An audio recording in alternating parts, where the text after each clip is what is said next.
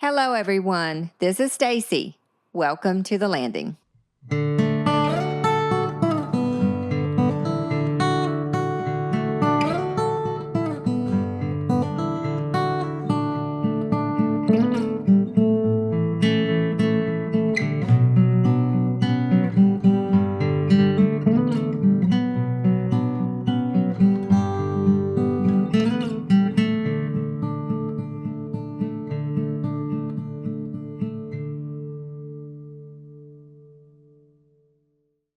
Today we welcome a true Downeaster.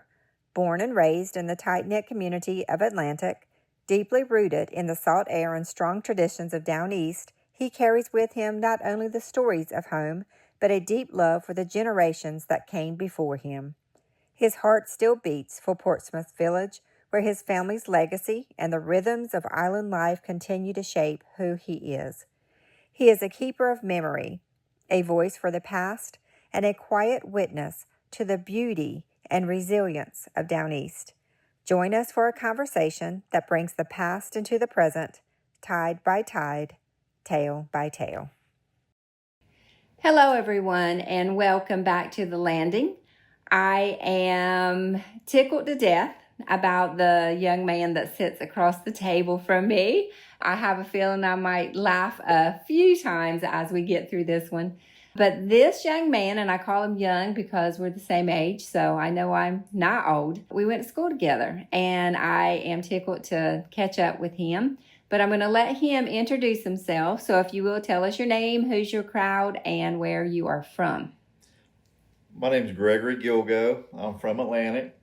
My grandfather's crowd were from Portsmouth Island. My grandmother's crowd were from Ocracoke on my dad's side, and on my mom's side were Nelsons, of course, from Atlantic, and Gavetti, which is Italian, was from up north. Gotcha. So I can't wait to get into all of this because I have a feeling that we're going to hear some stories about Atlantic growing up there, and hopefully you'll tell us a little bit about your ties and love for Portsmouth, because I know you're a wealth of knowledge there too. All right, Mr. Gregory, it's good to see you, and thank you for giving up some of your time to share with us today. We're going to jump right in. Tell us a little bit about what life was like growing up in Atlantic. Well, let's take it from early teenage years back to younger, I guess. Okay. That's when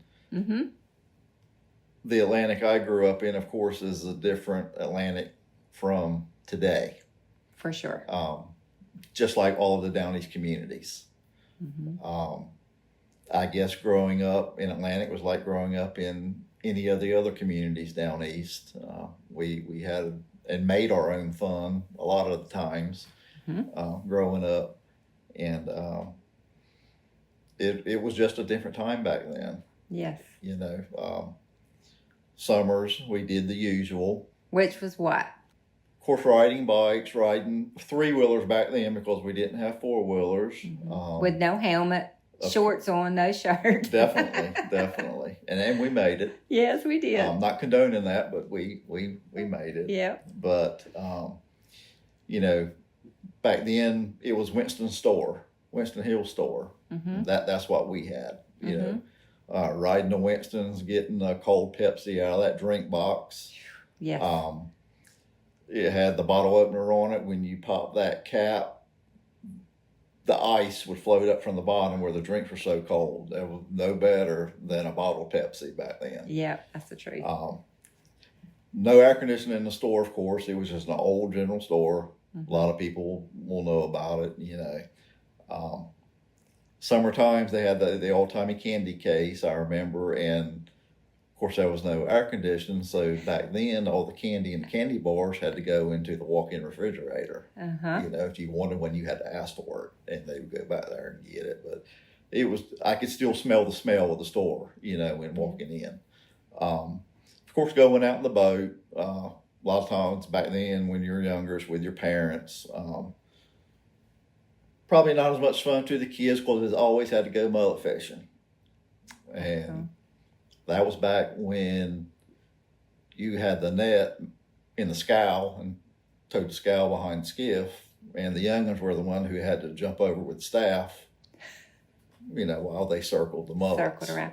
Now, I'm going to pause you right there and explain just a little bit. Why does a scow, what do you mean by those terms you just used? Scow was a little boat that was tied behind your skiff that you actually kept the mullet net in. It was not kept in the skiff like it is this day and time and ran out the skiff. Yeah. There were always trips to the banks. We had some friends who had a camp over on the banks, something that no longer exists, which, I've said different times to different people, kids growing up this day and time, they don't even know what that life was about, being able to, pack the coolers up on Friday afternoons and the food and everything and clothes and three-wheelers and take them over to the banks. And us kids, we were just, set loose to ride the beach on the three-wheelers and just create our own fun, riding through the sand dunes.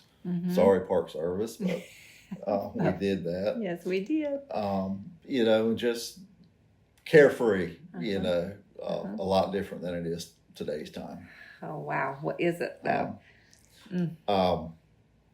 My grandparents, after my granddad died, they actually had a lease on a house to Portsmouth that they lived in when they lived there in the late 30s and early 40s. They were able to go back in the 70s and get a lease on that same house. Wow. So we had that, and that was also memories of summertime is going down there as a young kid and just being turned loose and doing your own thing. No trouble you were going to get into. Right. But of course, no electricity, nothing like that. And, maybe get sunburnt or eat up or something. Oh yeah, plenty of mosquitoes at times. But So did y'all go stay overnight and stuff in Portsmouth? Yeah, we would go for weekends and go for a week at a time. Sometimes. So it was. Wow, that's special. It was really neat just to be a kid, just to go around exploring. Go out and catch some clams for a clam bake or whatever. Wow, that's awesome. Yeah, there's no way to put into words all that we were able to experience. I mean, like, we can describe it, but it still doesn't do it justice. Right. We experienced things that today's kids will never be able to experience. Like, truly cannot. They cannot. Without breaking laws or doing things like that. So when you've said a couple of times that y'all would make your own fun. And I know what we would do. What kinds of things? What do you mean by that? Because we would make up games and we would do all kinds of stuff. Tell us the stuff you can tell. Oh. I remember, for example, of course, we would build sandcastles and stuff like that, but we would find shells and create, villages with the shells, and we would, do all kinds of stuff like that. We'd play tag on three-wheelers, which was not the safest thing. We did the same thing. We did something similar, though, when we were over to the banks. There was, a group of us youngins, and we had three-wheelers, and we would do hide-and-go-seek at nighttime on the three-wheelers. Again, not the safest because our lights were cut off. But the most fun. Exactly. You'd hear them coming. Yes. Oh, that's hilarious. That's funny. And, we didn't have games, video games. And I remember when Atari came out and we thought that was the biggest thing. But we were better off for it. We were. Because we were outside all the time. Exactly. Even if we're just sitting cross-legged in the yard talking. Exactly. We weren't stuck on a phone like we are this day and time, or in front of a TV screen playing a video game. Which I will say, surprisingly, there are still kids around Atlantic who get out. Really? And do things like we used to do, the ride bikes, ride the four-wheelers. Now it's golf carts. But they're outside. Whereas I think a lot of kids this day and time don't do that. No. It's very rare. I had a guest one time that made mention of Christmas morning, how she used to love to see all the kids on bikes. And that's non-existent now. Yes, I'll ride over to Mama's, on Christmas morning, Mom and Daddy's, and they would always ask, well, how many kids did you see out playing on bikes or anything? We're like, none. 0. Yep, not a one. Yep. Oh my goodness. We were just talking a few minutes ago, and I think, each generation experiences something, that the following generation will never experience. Yeah, which is so sad. It is so sad to me, because I know, see if you felt this way. When I was growing up in this area, I took it so for granted. And I thought that everything that we did was normal. When now I realize, of course, it definitely was not. Not everybody at 9 or 10 o'clock could jump in a boat and go where they knew someone had sat and was shrimping and get a mess of shrimp, come home, boil them or whatever. Exactly. Brings up, I was on Ocracoke a few weeks ago, staying for a few days, and ran into a couple, and I knew the guy, I did not know her, but we were just talking about, growing up and how it was. We just would go to each other's houses. We didn't call and say, hey, are you going to be home? Can I come over? That was not the thing. You just stopped by and saw somebody. And she thought that was so weird. She was Really? so taken aback by that. She said, I can't fathom that you would not call first and say, hey, are you going to be home? Can I come over? I'm like, no, that's not the way we did things or do things. No. The only announcement we would do is knock on the door and say, hey, is Joe home, or is Mary Ann home, or, and we'd holler in the house through the screen door. Oh, wow. That's crazy. One thing that I notice a lot now that is another thing that makes me sad is how hard it is to get to the water now.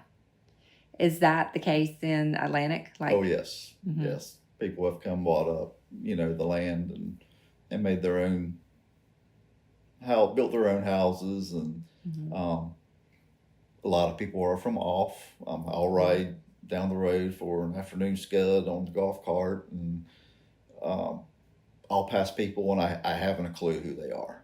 Yeah. Have no idea. And these people, they will get offended if you were to walk across their yard to go down to the water.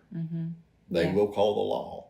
And that's just something that's abnormal for us, because nobody ever cared if somebody went through your yard to get to the shore or anything like that. But it's people, they're different this day and time. For sure. Especially when they come in and buy something up, and Yeah, I know. Used to, they'd look out the window and say, well, there's Stacy, or at least they say, there's Lana Wayne's youngin'. She's going to the shore. It wasn't, who was that trespassing on my property? Exactly. Yeah, I know. And that's terrible. Very, very, very sad. So what else? I know you went, of course, to Atlantic Elementary. Yes, K through 8. Do you remember any of your teachers or any things that happened there? Like, tell us a little bit, because I, of course, went to Harkers Island Elementary. I bet there was some comparisons. I mean, we had small classes. Very small. We had I think our graduating class, 8th grade, was like 14. See, ours was I think ours was 16 or something like that. So, but there, there's an advantage to that. Oh, for sure. I always would tell people that we got a private public school education. Exactly. Yes. Yeah, because we had great teachers, but also they had time to teach. Like, no discipline issues, because I didn't want Mama to deal with me when I got home. Right. And there was discipline back then. Yes, there was. Yes, there was. I've Yeah. received that a few times. It's hard for me to believe, Gregory. Yeah, right. So we went through all of that, and there was a lot. By the time we got in 8th grade, we had been together since kindergarten, so we were like brothers and sisters. By that point, we would fight like brothers and sisters, and we would, of course, love each other like brothers and sisters too. We could talk to each other like we wanted to, but nobody else could come in and do it. We, Right. Very tight. Same way with people moving into the community. We can talk about each other, but don't want no outsider coming in and saying anything. That's true. About anybody or the way we live. Mm-hmm. You know, you're the one who moved in here. Yeah. You know, don't come in here condemning the things we do. That's the truth. Amen. 100%. 100%. Then we had, of course, we went to East Carteret. And well, you were in band, though. Yes. Right? So our paths crossed in junior marching band. That's when I met you. Yes. And you played the saxophone. Yep. I was a trumpet. Did the Macy's Thanksgiving Day Parade and then the Pasadena Tournament of Roses Parade. Mm-hmm. So you did band in high school all 4 years. Yes. Had Arnold Adams. Didn't always like it. No. But it was one of those things I didn't have a choice. Uh-huh. Yeah, but looking back, that was a special thing too. Oh yeah, that was You don't appreciate it then like you do now. No, because then we thought we had better things to do. Right. Yeah, but that was a great thing. So I want to get your take on this. Like growing up, like when we were 16, 17, got our license. What did a typical weekend night look like for you? Like, what'd you do? Because you're from Atlantic, so what in the world? I know what we did, where we went, but what'd you do? We always hung out mostly in Beaufort. Yep. On weekends. Yep. Front Street. Yep, that's where we were too. Back and forth, right. Tank of gas. Yep, and I look at that now, I'm like, dang, we were crazy. Crazier than bats. Yeah. Yeah. Mm-hmm. And we had to, did some other, Yeah, like we would hang out too, but that's where everything was started. You'd head to Front Street and you'd ride up and down Front Street, and then you'd find your crowd. Right, and everybody had their crowd. Yeah, and everybody's crowd hung out at different places. Yeah, that's where it started, and then you gather to disperse. Yeah, I remember when I was probably 16 or so, when the Subway was on Front Street. Do you remember that? I remember when it was across from the old Hardee's. Yeah, well, it moved to there. Before that, it was even on Front Street. But even that vicinity, it was the greatest thing because we didn't have to only eat at Hardee's. We were moving up. I remember how big a deal that was. But I miss that Hardee's, actually, though. That was a good thing. Any other spots that you can think of that, is gone now? You mentioned Winston's store. Well, later years, the Red and White came. And that's no longer there. That's no longer there either? No, that's closed. Wow. So we don't even have that. We have the infamous Dollar Generals. Oh, well. That's in sea level. So. Yeah. Yeah. But the fish houses are gone. Basically, we have. Are there any? Luther Smith is still open. Clayton Folgers, of course, that closed years ago. Yeah. But I've seen the time, the boats were packed in there, packed in the harbor. Going around the loop, my grandmama lived on the water or across the road, and you go there, and it looked like a city out there at nighttime, Wow. And some nights you could hear the VHFs, hear them actually talking. You could hear them talking back and forth. They were that close. And now that's gone. I mean, maybe 2 or 3 shrimpers out there in the summertime, and it'll never be like that again. All you see now. Yeah, that's so sad. That's so sad to me. Now, when you graduated, you went where? Where'd you go to college? Where'd you go to school? UNC Wilmington. Yay, go Seahawks! I did too. I remember going over there doing you all a favor one night. Yes. But we won't talk about that. Yes, you did. All right. Yep. Another time. But yeah, we're Seahawks. And tell us a little bit about where that took you, what you major in your career. So I majored in criminal justice, and shortly after graduating, I think about a year after graduating, I guess that's shortly to some people, but anyway, didn't seem like it at the time. I got a job with the Department of Corrections working as a probation and parole officer for the state of North Carolina. And I retired as chief a couple years ago. That's crazy to me that we're old enough to say the word retirement and it mean anything. So you retired. How was that career for you? Good and bad, just like with any career. Yeah. it was tough seeing some of the friends that you made through the years get in trouble and choose the wrong paths. And um, once they got into that system, they seemed to continue it and not ever learn much from it. But seeing what people were at one time and then what they became because of the path they chose. Yeah, decisions matter, don't they? So you retired after, was it 30 years? So I had 28 years actually in. I had 2 years sick leave that I used to make so my you 30 got it. retirement. Yeah. So now what are you up to? Are you just a bum? I worked down at Wild Will's Revenge. I cooked. Oh, yeah?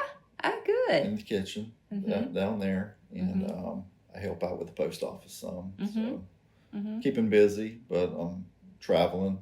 Traveled to Ireland and Scotland last year. Wow. Wow. Was that on your bucket list? Or yes, definitely. I Definitely. bet I would definitely go back in a heartbeat. Yeah. Going out to Montana and Wyoming in August of this year. So I work now to be able to travel. I love that though. Yeah. And you mentioned Wild Will's. That's in Atlantic. Yes. Right? And that's locals. Yes. And fresh local seafood. Family, local seafood. We can get it. I think we're on the map now. Yeah. It's like every weekend we're pretty busy. Yeah. Yeah. Well, if you have the right stuff, and it's worth going to Atlantic to eat it. Right. Yeah. I had some friends come from Swansboro last night. Drive from Swansboro. Oh, wow. So everybody says, well, that's too far to drive, or it costs too much, or this and that and the other. But it is what it is. It's as worth they say, good seafood isn't cheap. Cheap seafood isn't good. So, amen. Say it for those in the back. That's right. Yep. We know what seafood is around here. It's not what you get upstate. No, it's not. It's not the same. It's not what you get in Kinston. Yeah. It's funny, you're seeing these articles now where they're going in and ordering the seafood and then taking it and being tested because the restaurants are claiming that it's local seafood and wild caught, and they're finding out totally different. Yeah, because they can say what they want to, but it's not the same, folks. It's not the same. And if you haven't eaten fresh local seafood, if you're listening, then you need to, because it's totally different. Oh yes. I had a friend of mine took some shrimp back up to the mountains the other week and actually shared with a friend of theirs, and they were amazed at the shrimp. They were like, these just taste totally different. I'm like, think to myself, well, of course it does. Yeah, because it is totally different. There's no telling what you're eating or where it came from. Yeah, no. Yeah, I'm a big believer in that. Like if I eat seafood, because I live in Kinston now, and if I eat it there, then you better believe it came from here. And not only did it come from here, I know who caught it, where it was caught, and when it was caught. Right. Because all that matters too. It does matter. It does. That's just like people that eats jumping mullet. It matters where that mullet's caught on how it tastes. It does. What it's been feeding on, the waters it's been swimming in. A mullet caught through the marsh isn't the same as a mullet caught over on the banks on a sandy shoal. Nope. And explain that. Why? What's the main difference? There's just a difference you can taste. Yeah, there's a difference in the taste. There really is, folks. There really is. Oysters, where they're caught matters. It matters. It doesn't matter what the shell looks like on the outside. It's what's been filtering through that oyster. And we know that, but other people may not. No. People that don't know any better. I'm saying don't know any better, but really that's what it is. Well, they don't. Yeah, they haven't. They haven't learned it. Yeah. That's why I love to go. If I don't know somebody, because we have our connections, and so we have our friends who still are doing it. But if I have to go to a market to buy, then I'll go to Rose's Seafood or wherever. Just someone I know and trust. But how crazy is it that now we have to go to a market to buy seafood? Never Yeah. bought seafood in my life from a market. Yep, I know. The only time I'll do it, like I said, is if whoever normally gets it like couldn't go, or if it's been raining and I gotta whatever. But there's got to be a reason. But I have had to do it, and it makes me madder in a wet setting hen to have to do it because used to that wasn't a thing at all. Yeah. I mean, if you want to mess with heart crabs, you go fish somebody's crab pot. If you knew them. If you knew them, and you would say, "Look, I need a mess of crabs" or whatever, and they'd say, "Go get them." Exactly. It's not all out. Yeah, you're not stealing. Right. Yeah. Boy, things have changed. And there was nothing. I remember. See if you remember this. I remember it was nothing for somebody to show up at our house growing up and say, "Wayne, I got a mess of fill in the blank. Do you want them? We got too many." Yep. A few people still will do that around home with mullets, but I remember used to my uncle. They'd go out mulleting, of course, and come back with a cooler for more than anybody would ever eat. But you'd ride around the community and give them away. Yeah, yeah, without thinking anything of it. Like, I just got to get rid of these before I go home. It wasn't. Right. Yeah. And it was the same way, like when my daddy was shrimping, if he had some, he would just take them around somebody, drop some off here. I thought you might like a few of these or. Yeah. Yeah. Oysters, clams. I mean, like, you name it, there's been some of it, and I remember sometimes they would say, "It's not enough for a meal, but here, and it would be a bucket full, whatever." Right. Yeah. Oh my gosh. All right. Before we end, I'm going to ask you just a couple of questions. I promise they're easy, but I just want to get to pick your brain a little bit. Easy stuff. Okay. What is your favorite seafood? Crab. What kind of crab? Stewed hard crabs. Oh, God. Stewed hard crabs. The gravy running off your elbows. Yes. Yes. With light rolls. Oh, light rolls. Okay. A good one. That's a good pick right there. What is your favorite time of year? Fall and winter. Okay, fall and winter. I'm not a summertime person anymore. Okay, right. I'm used to it. It didn't bother you like it does now. No. I was talking to somebody yesterday. I'm like, I don't know what's worse, having to go cook in a hot kitchen tonight, or if I had to go sit on the banks on the bold beach and the sun beat me down all day long. They're both exhausting. Don't want it. That's hilarious. Okay. What is... All right, this one you may or may not can answer. What is the worst scrape you've ever been in? Can you think of one?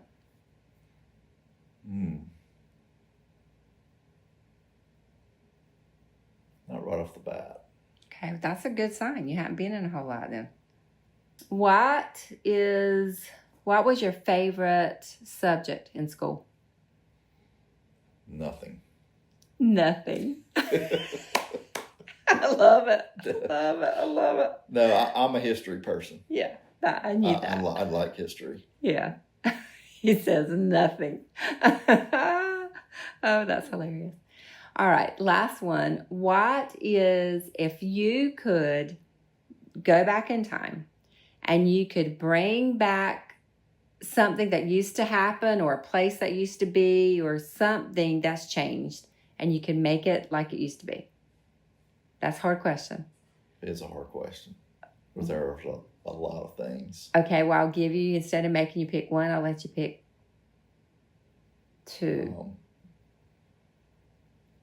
What would it be? I'd probably say one, and this might be the cliche thing to say, but it's our down east communities. I know Atlantic is. We're still tight, but not tight like we used to be. The kinship. Because, and I guess one reason that is so many people moving in. Yeah. You know, a lot of people are gone. New people are moving in. You don't have that closeness anymore. You know, as a community, which I'm sure you know here on Harper's Island. I miss same that way. too. You know, I miss, you know, having the camps over on the banks. Yeah. Like I said, we get back to the same thing of, you know, kids these days will never be able to experience that. They'll never know what that part of life was, you know. Right. And I feel like each generation loses more and more. They may think they're gaining, you know, with what they have, but we know what we had. Yeah. And that will never be again. Yeah. Yeah. You know, just like the leases, you know, on the houses to Portsmouth, the leasing program's no longer going, you know, no longer there. So, you know, we cannot go back and lease our family home anymore, you know, ever again. Right. And experience that part of life again, you know, just going over there for a week or two at a time, or, you know, just, you know, doing things that we did. Yeah. You know, things that we took for granted, you know, now we wish we could have back, but it never will be again, and others just will never be able to experience the life we had growing up down east. Right. Well, I think that, I mean, you hit the nail on the head, that closeness, it was intangible. I mean, like you can't put it in words, but it was something that you go down the road, say, hey, you knew exactly who that was. You knew that if you needed them, they were there. Go to the store, everyone. I miss that. And I miss the same thing, like going to the Cape, staying. Yeah. Now, one thing before we close, I did want to ask you about this. Portsmouth, do you still return to Portsmouth and visit, or at Christmas, and touch on that a little bit? Yes, I'm there, you know, pretty often. Not as often as used to be, but I'm a member of the Friends of Portsmouth Island, past president of that group. And of course, we work with the Park Service to, you know, preserve the buildings there and work along with them to get certain projects done. But yes, we luckily enough with the superintendent that just retired, and I put retirement in quotes, you know, he was able to get the Friends of Portsmouth group a deed, not a deed, but a special use permit on a house there that we can use as a base when we're going over there and doing work projects. So yes, we still get to go and stay, but we have to do historic preservation work, or helping the Park Service out with projects in the village, doing repairs to that house, you know, itself, just keeping it up. We have to be working as part of that organization. But yes, we still have that. And probably each Christmas for the past 10 years or so, we'll go over and actually decorate the village for Christmas. I love that. You know, if it's nothing, you know, mostly just putting wreaths on all the structures, on the doors, and cutting some fresh cedar and putting in the church or on the windowsills, or, you know, anything like that. So yeah, I get over there. That's awesome. Several times a year. So yeah, well, good, very good. Well, Gregory, our time is spent, but I have enjoyed catching up with you, and I've also enjoyed reminiscing and learning about how things were, because we're from down east, but we are still, each community is unique and special, which makes down east such a great place. Exactly. And so it's been good to kind of get a glimpse of Atlanta. One thing you said, each community being unique. Again, we could probably pick up on it, but each community had its own dialect. It did. Everybody thinks we talk the same, but we don't. Nope. Each community had its own dialect, even from somebody from Atlantic to sea level right down the road. Yep. Yeah. I mean, and that is so true. So true. And at the time, like, we didn't think anything of it. But now it's like, and I will say, that's another thing I miss, is that dialect. Yes. It's not like kids do not have it at all this day and time. Nope. So, well, I again thank you for coming and sharing part of you with us. And you look great. Retirement's serving you well, sir. Thank you, ma'am. Good to see you. Thank you. You too. Thank you again for joining us to The Landing. This podcast is brought to you by the Core Sound Waterfowl Museum and Heritage Center. I am your host, Stacy Davis Baisden, and today's podcast was produced by April Davidson. Tune in next week as we continue learning, sharing, and remembering together. If you'd like to hear more, check out our previous episodes where you get your podcasts. Until then, stay safe and be kind.